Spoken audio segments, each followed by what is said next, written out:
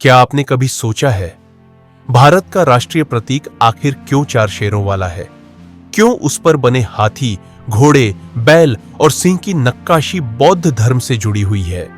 और अशोक मुद्रा की हर एक रेखा क्यों एक कहानी कहती है?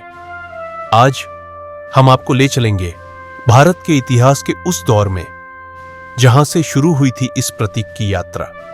यह कहानी है महान सम्राट अशोक की, सारनाथ में स्थापित उस स्तंभ की जिसे आज हम अशोक स्तंभ और उसकी सबसे प्रसिद्ध मूर्ति अशोक मुद्रा के नाम से जानते हैं।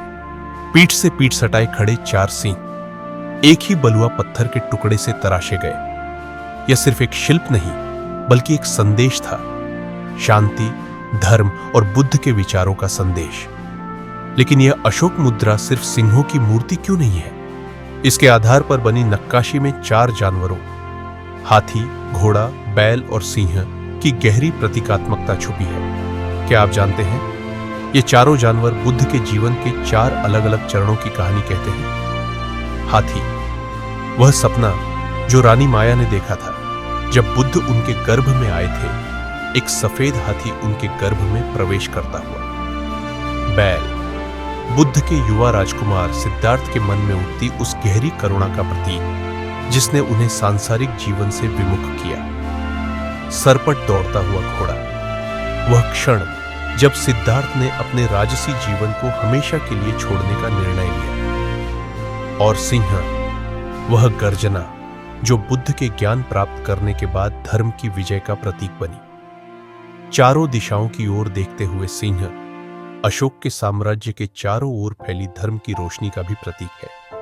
और ऊपर बना अशोक चक्र बुद्ध के धर्म चक्र प्रवर्तन और ज्ञानोदय का प्रतीक। अशोक ने इसे सिर्फ एक स्तंभ पर नहीं बनाया था, यह उनके विचारों का दर्पण था।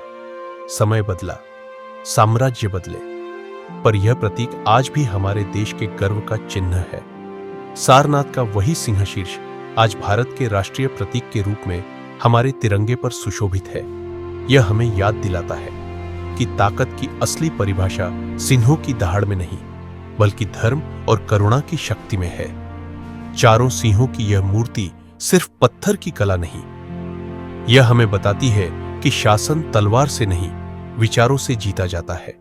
बुद्ध का संदेश और अशोक का धम्म आज भी भारत की आत्मा में गूंज रहा है। तो अगली बार जब आप हमारे राष्ट्रीय प्रतीक को देखें, याद रखिए इसके हर एक चिन्ह में छुपा है हजारों साल पुराना एक महान संदेश।